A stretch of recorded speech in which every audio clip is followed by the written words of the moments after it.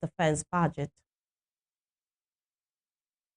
Suspected improvised explosive device detonated at Bayelsa State Secretariat. U.S. lawmakers introduced bill to sanction Miyetti Allah Kwankwaso Fulani militia. On the firing scene, 9 killed, at least 27 injured in Canada's school shootings. Good evening, this is News at 7 on Western Spring Television. I am Timitope Ajijolaoluwaola. The Senate has demanded for the full and timely implementation of Nigeria's defense budget, warning that delays could weaken the country's fight against insecurity. Chairman of the Senate Committee on Defense, Ahmed Lawan, made the call on Wednesday during a budget defense session where the Minister of Defense, General Christopher Musa, presented the ministry's 2025 performance review and 2026 budget proposal. The chairman emphasized that defense spending cannot be postponed, noting that any delay in funding could give an advantage to criminal elements and insurgents. Describing the session as an accountability exercise, Lawan noted that lawmakers were scrutinizing the ministry's 2025 budget performance, particularly parts of the budget were not fully implemented and were instead rolled over into 2026. And while the Minister of Defense acknowledged that security challenges persist across the country, as he presented the 2026 budget proposal to lawmakers during his first budget defense session. Addressing members of the Senate Committee on Defense, the minister stated that the ministry remains committed to improving its performance despite existing difficulties. In another development, the Minister of Works, David Umahi, on Wednesday told lawmakers that the ministry's 2026 capital budget will prioritize the completion of the major highways and 4 legacy projects initiated by the presidency. Defending the ministry's proposal before the Senate and House of Representatives Committees on Works, the ministers said the 2026 capital estimate stands at 3.244 trillion naira. He explained that many projects were rolled over after the administration inherited 2,064 ongoing projects in 2023. Enlightened funding constraints, Umahi disclosed that only 210.3 billion naira, about 9.7% of the expected capital releases for 2025, has been paid so far, adding that contractors are owed approximately 2.2 trillion naira for certified work carried out between 2024 and 2025. The minister said rising costs following the removal of fuel subsidy and the floating of the naira forced the government to rescope and reprioritize projects.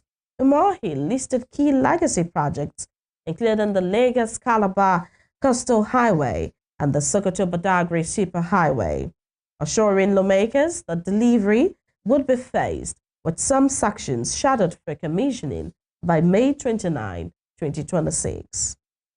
We gave you 120 billion. Why should we give Northwest 120 billion and we give Northeast 105 billion? You should also add that. And so we go back to drawing board to understand what happened. But we also join the fact that the Abuja, Kaduna, Zaria, Kano, has 2 projects awarded by Mr. President. And that project is the most important project for Mr. President. He's not asking me on coastal route or Sokoto Badagry, but he keeps sending people to me to find out about the progress of that project. Honorable Yusuf, the first project is 118 kilometers. It is 252 billion. President has paid 50% of that project. The second project is 502 billion. It is 164 kilometers, all on concrete. President changed the narrative from asphalt. And when you go there, you find out what the previous administration did on asphalt. They are failing. I'm the one maintaining them. They are not up to 8 years. And so the choice of using concrete as directed by the president is paying off. So you need to commend us, not to tell us that the accident, those who have passed that road of late, are commending us. 502 billion, president has paid 50% of that project. Now I'm taking a certificate of Section 174 billion to Mr. President this afternoon, and I'm taking 48 billion for Section 2 to Mr. President. No any other project in this country is funded like that project. So don't query me on why I should give. We have a Tom Mainland Bridge, and the moment in this country we stop being journalistic, what is 30 billion, compared to what is given to Northwest. So we shouldn't be talking like that, because the man that is heading the government, Mr. President, is not thinking like that. He's thinking about the nation. And as lawmakers and as ministers, we should think about our nation, because if we want to analyze the project, you find out that Northwest has the largest share of the project. So please, yes, we should receive commendation, not, because if we speak more, then the House will be divided. The next question, to extend the project, yes, this Akwanga just, down to Gombe. And of course, my good brother, Biu in Medugri, for Ndume alone, and Honorable Inua. I intend to discuss with Mr. President, today, because the people that have the first section of the route, the 123 kilometer, is the Chinese people. The House of Representatives on Wednesday raised concerns over what is described as screening on the funding of the Office of the Auditor General for the Federation, warning that the trend could undermine Nigeria's anti-corruption architecture and weaken public accountability.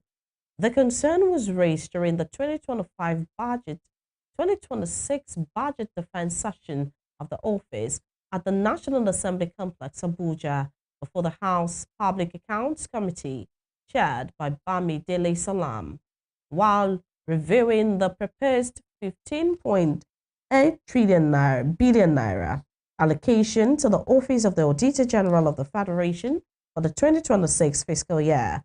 The committee noted that the figure represents approximately 0.027% of the 58.47 trillion naira federal government budget. Members described the allocation as grossly inadequate when weighed against the constitutional responsibilities of the office, which is mandated to audit over 1,000 ministries, departments, and agencies, as well as government-funded institutions across the country. The lawmakers referenced international best practices as guided by the International Organization of Supreme Audit Institutions, which emphasized that Supreme Audit institutions must enjoy sufficient, independent, and secure funding to carry out their mandates without interference. Human rights activist and politician Omoyele Sowore has claimed that 90% of federal lawmakers and other elected officials would not be elected if elections in Nigeria were conducted transparently. Sowore made the remark while reacting to the controversy trailing the amendments to the Electoral Act, particularly provisions relating to the electronic transmission of election results. On Tuesday, the Senate amended the Electoral Act to permit the electronic transmission of election results, a move many Nigerians had clamored for. However, the lawmakers retained the provision allowing manual collation of results in areas where internet connectivity fails, a clause many critics have described as unnecessary. Speaking with journalists on Wednesday, Sowore argued that lawmakers are reluctant to enact reforms that would strengthen electoral transparency because they believe such changes would cost them their seats. According to him, the arguments that poor network coverage justifies manual collation as merely an excuse. The former presidential candidate of the African Action Congress, AAC, described the Senate's decision to retain manual collation of election results as clever by how. Moving on, the National Agency for Food and Drug Administration and Control, NAFDAC, has refuted a major report alleging that the federal government directed it to suspend enforcement actions on the regulation of sachet alcohol and 200 milliliter PET bottle alcoholic products. In a statement on Wednesday, the agency described the publication as false and misleading, stressing that it had not received any official communication from the federal government ordering a halt to its regulatory activities. A news report on Wednesday, in a statement issued in Abuja by the Special Advisor on Public Affairs to the Secretary to the Government of the Federation, Terence Kwanom, claims that the federal government had directed NAFDAC to suspend all enforcement actions relating to the proposed ban on sachet alcohol and 200 milliliter PET bottle alcoholic products. However, reacting to the statement, Director General Mojisola Adeyeye said the agency operated strictly within its statutory mandate and in line with duly communicated federal government policies. According to her, at no time has the agency received any formal directive ordering the suspension of its regulatory or enforcement activities in respect of sachet alcohol products. The Director General of the World Trade Organization, Ngozi Okonjo-Iweala, has warned Nigerians about a fraudulent AI-manipulated video circulating online that falsely claims to offer significant financial returns through government-backed investment.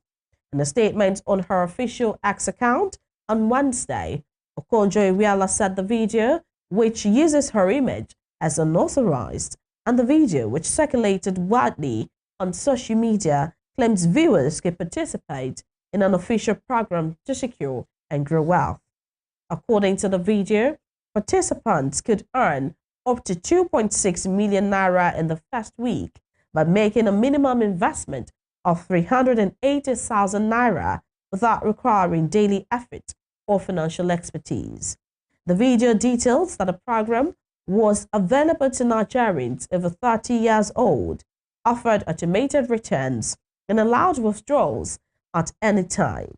Okonjo-Iweala, however, cautions the public and urged Nigerians to remain vigilant and only rely on official channels of information, noting that her only social media account for public communications is X. And now talking security, a suspected improvised explosive device, IED, was detonated early on Wednesday at the Bayelsa State Secretariat complex in Yenagoa.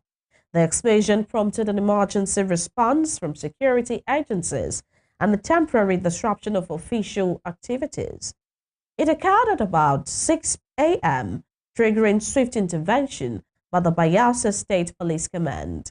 Confirming the incident, the Commissioner of Police, Bayelsa State Command, CP Iyama, in a statement on Wednesday, assured residents that no casualties were recorded and no property was damaged. According to him, on arrival at the scene, the operatives of the Explosive Ordnance Unit swiftly contained the explosion. Meanwhile, one Pentecost Elijah, a 60-year-old man from Utuan community in southern Ijo local government area, Bayelsa State, was arrested at the scene in connection with the incident. 5 persons, including a police officer, were reportedly abducted in 2 separate operations by kidnappers in Akoko-Edo in Edo North, Edo State, on February 8. In a statement made available to journalists on Wednesday, the National Coordinator Movement for the Advancement of Akoko-Edo People, Bode Kundayo, noted that the first 2 kidnappings took place at the Makeke Community Health Center, where the gunmen kidnapped Tokwe Oriloye, a female secondary school student, and Samuel Ilesomi, who had rushed his son to the health center with his wife.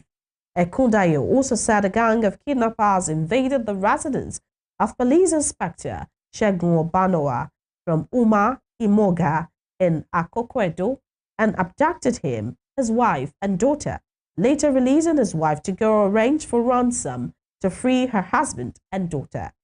It stated that the kidnappers who abducted Oriloye and Ilesomi had already contacted the family asking for a 100 million naira ransom for both of them.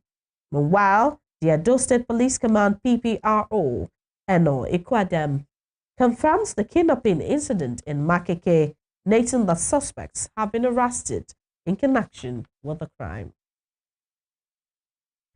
Chairman of the Arewa Consultative Forum, Maman Usuman, on Wednesday raised fresh concerns over worsening insecurity in the north, warning that political realignments ahead of the 2027 elections must not overshadow the region's urgent challenges.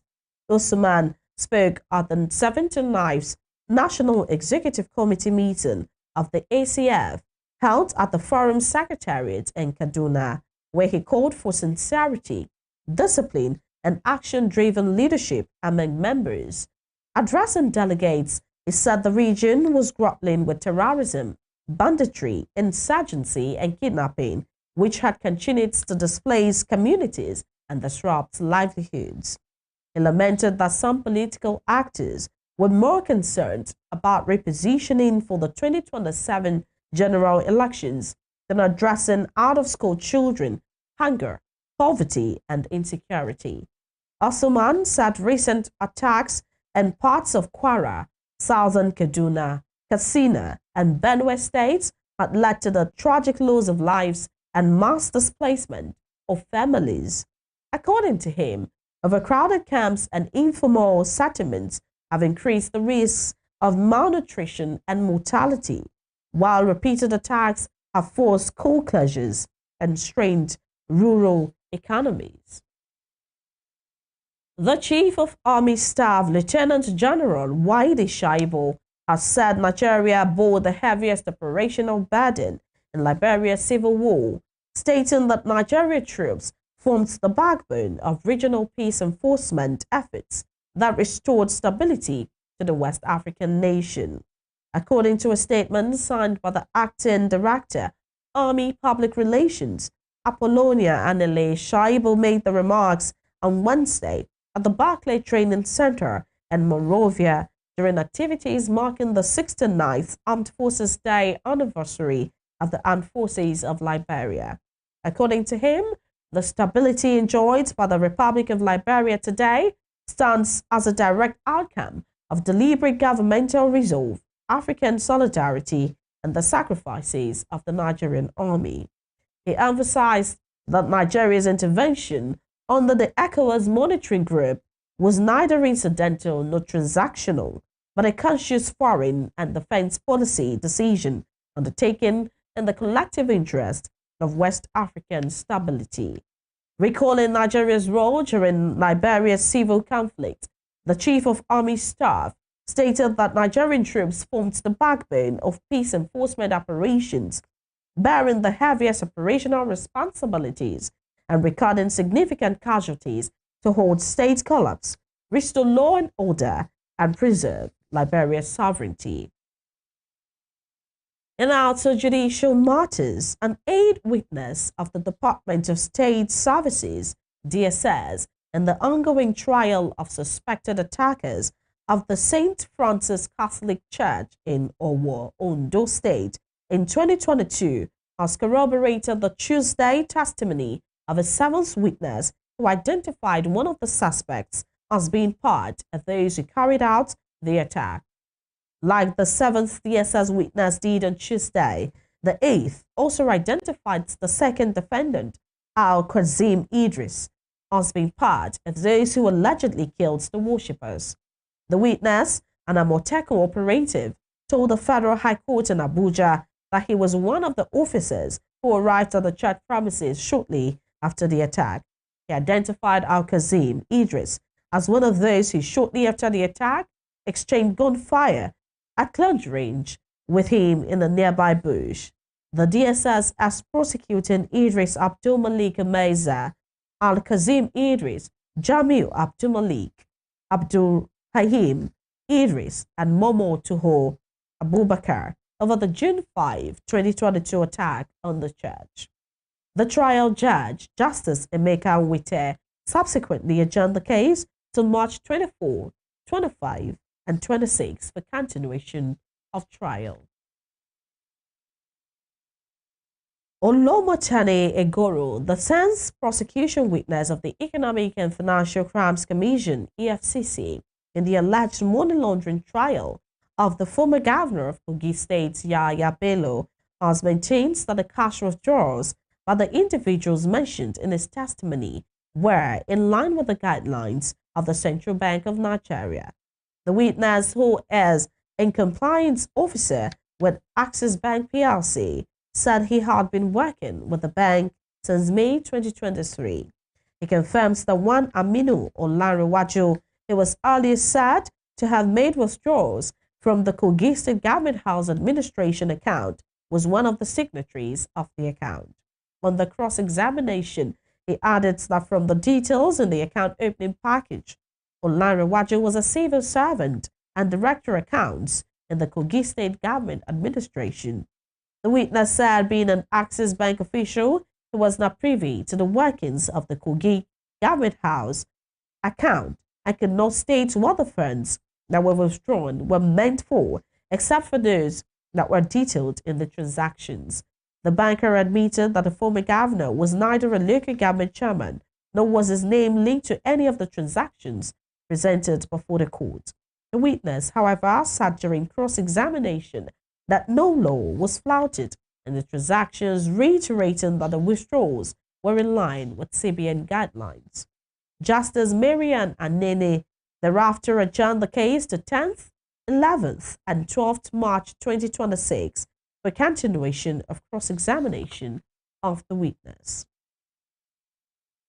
The United States has proposed targeted measures, including visa bans and asset freezes, against individuals and groups accused of involvement in religious freedom violations in Nigeria.